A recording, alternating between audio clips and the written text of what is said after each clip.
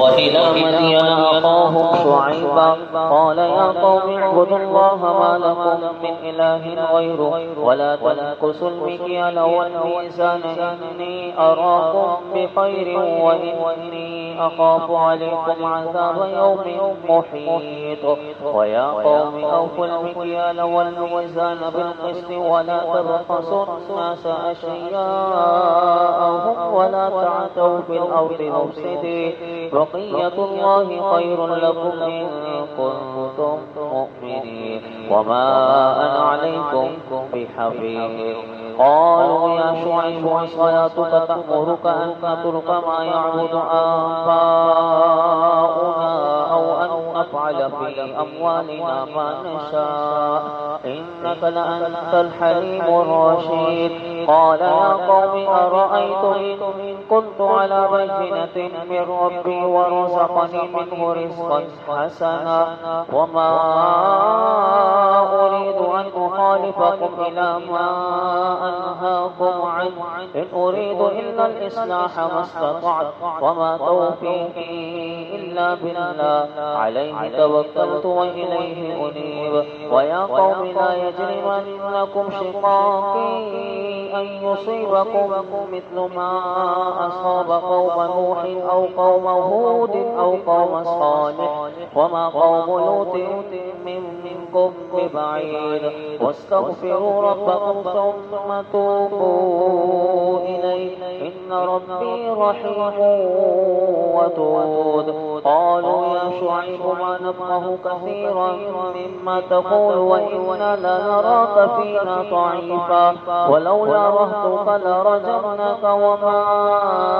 أنت علينا بعزيز قال يا قوم أرهطي أعز عليكم من الله واتخذتموه وراءكم ظهريا إن ربي بما تعملون محيط ويا قوم اعملوا على مكانتكم إني عامل سوف تعلمون من يأتيه عذاب يخزيه ومن هو كاذب وارتقبوا إني معكم رقيب ولما جاء أمرنا نجينا شعيبا والذين آمنوا معه برحمة منا وأخذت الذين ظلموا الصيحة فأصبحوا في ديارهم جاثمين كأن لم يغنوا فيها ألا بعدا لمدين كما بعدت ثمود ولقد أرسلنا موسى بآياتنا وسلطان مبين إلى فرعون وملئه فاتبعوا أمر فرعون وما أمر فرعون برشيد يقدم قومه يوم القيامة فأوردهم النار وبئس الورد المورود وأتبعوا في هذه لعنة ويوم القيامة بئس الرفد المرفود ذلك من أنباء القرى نقصه عليك منها قائم وحصيد وما ظلمناهم ولكن ظلموا أنفسهم فما أغنت عنهم آلهتهم الذي يدعون من دون الله من شيء لما جاء أمر ربك وما زادوهم غير تتبيب وكذلك أخذ ربك إذا أخذ القرى وهي ظالمة إن أخذه عليم شديد إن في ذلك لآية لمن خاف عذاب الآخرة ذلك يوم مجموع له الناس وذلك يوم مشهود وما نؤخره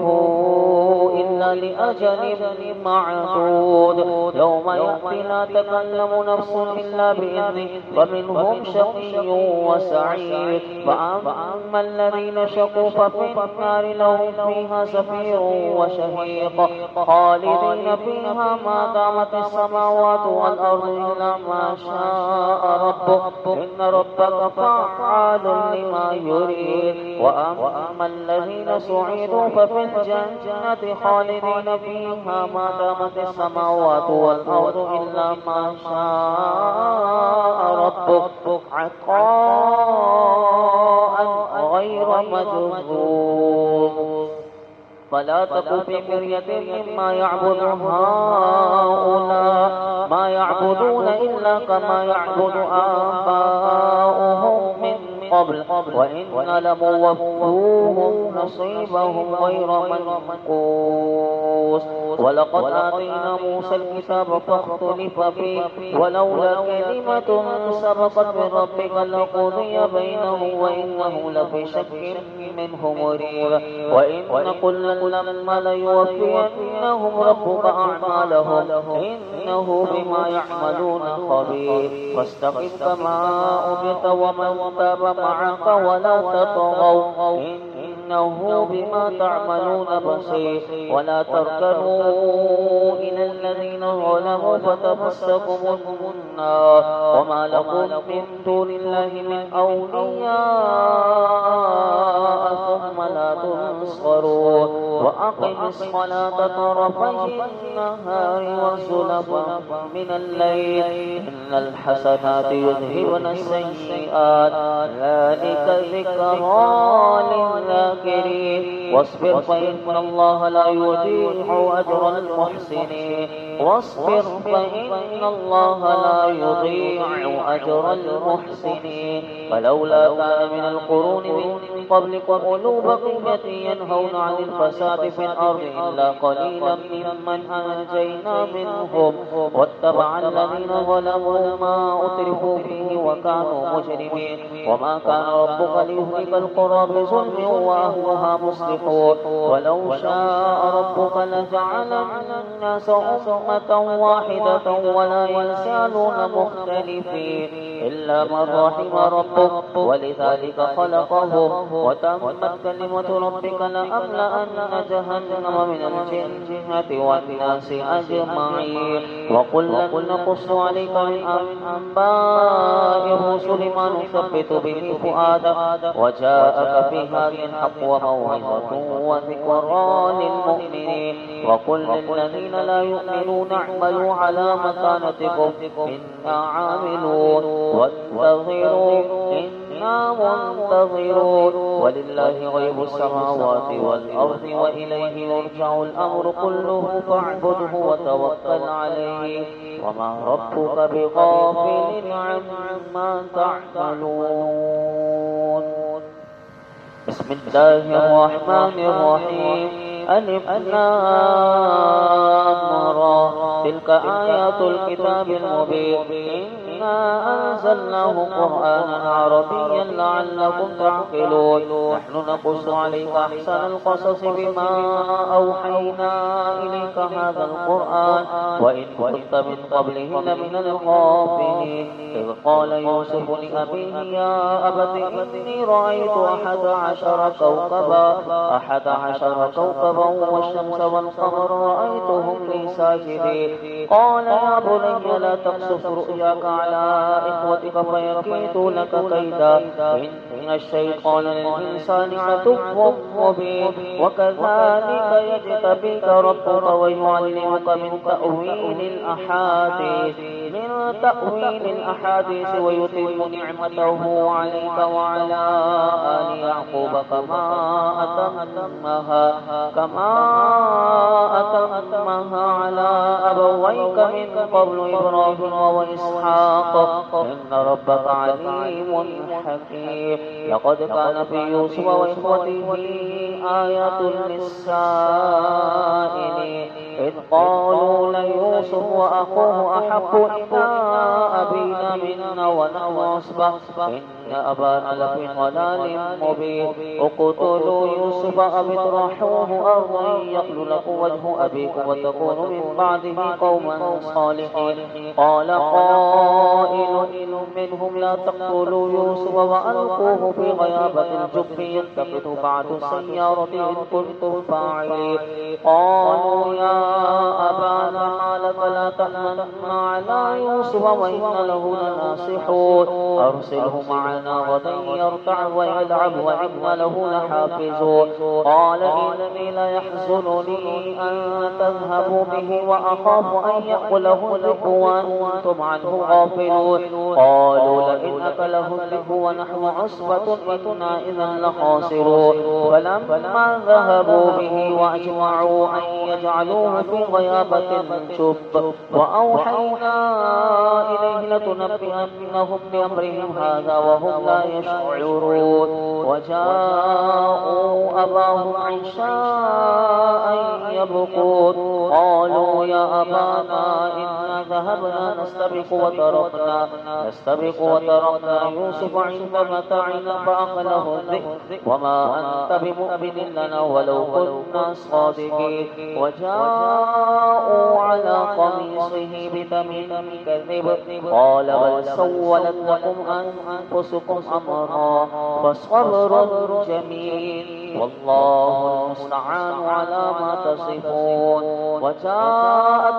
سيارة فأرسلوا واردهم فأدلى دلوه قال يا بشرى هذا غلام وأسروه بضاعة والله عليم بما يعملون وشروه بثمن بخس دراهم معدودة وكانوا فيه من الزاهدين وقال الذي اشتراه من مصر لامرأته أكرمي مثواه عسى أن ينفعنا أو نتخذه ولدا وكذلك مكنا ليوسف في الأرض ولنعلمه من تأويل الأحاديث والله غالب على أمره ولكن أكثر الناس لا يعلمون ولما بلغ أشده آتيناه حكما وعلما وكذلك نجزي المحسنين وراودته التي هو في بيتها عن نفسه وغلقت الأبواب وقالت هيت لك قال معاذ الله إنه ربي أحسن مثواي إنه لا يفلح الظالمون ولقد همت به وهم بها لولا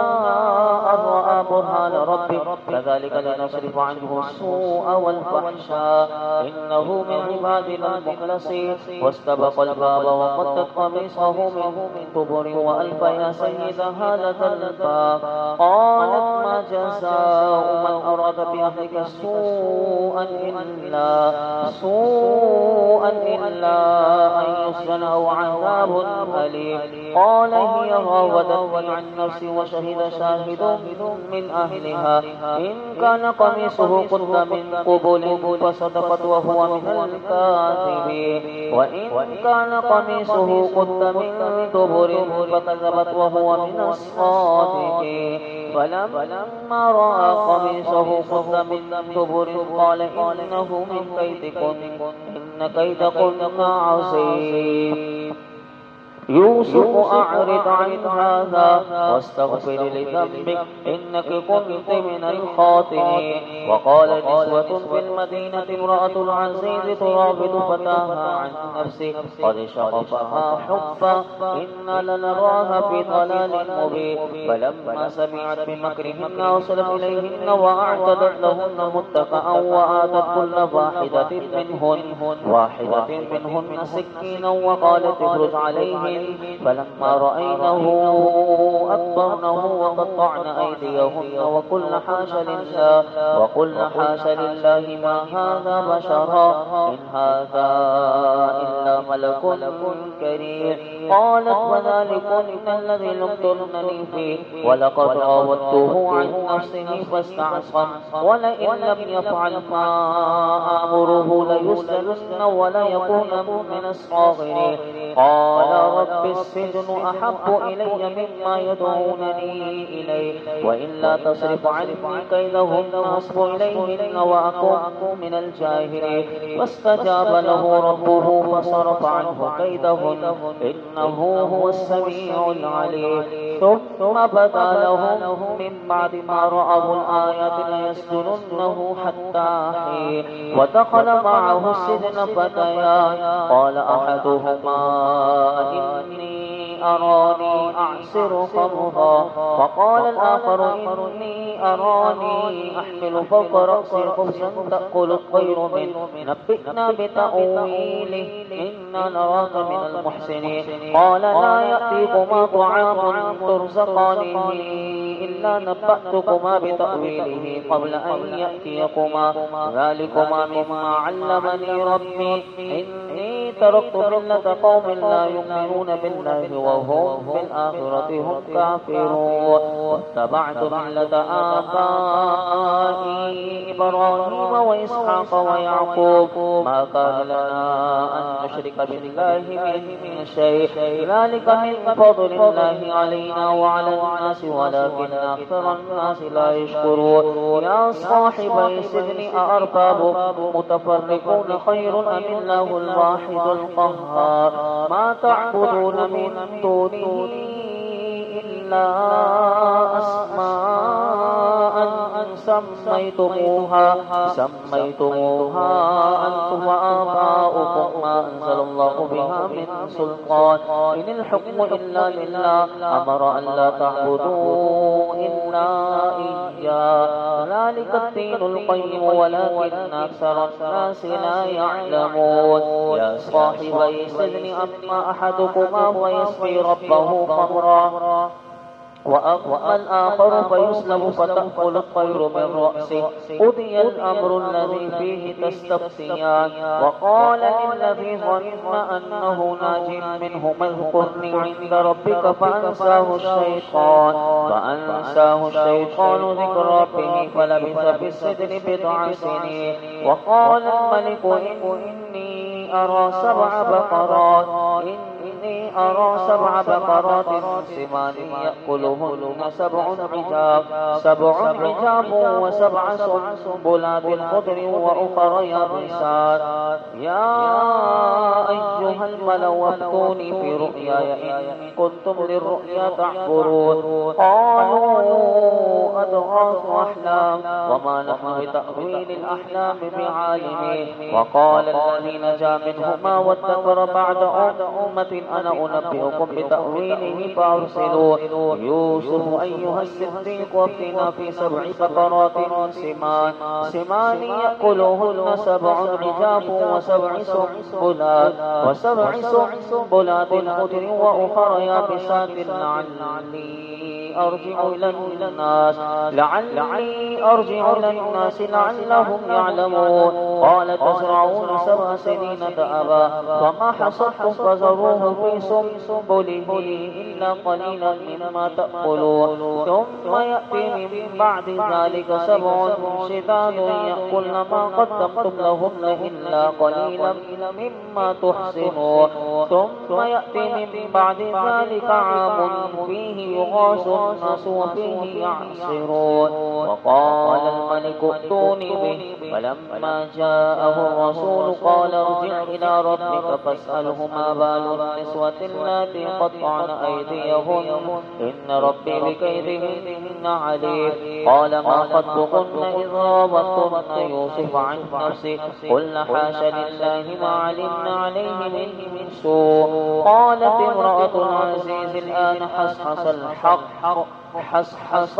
أنا راودته عن نفسه وإنه لمن الصادقين ذلك ليعلم أني لم أخنه بالغيب وأن الله لا يهدي كيد الخائنين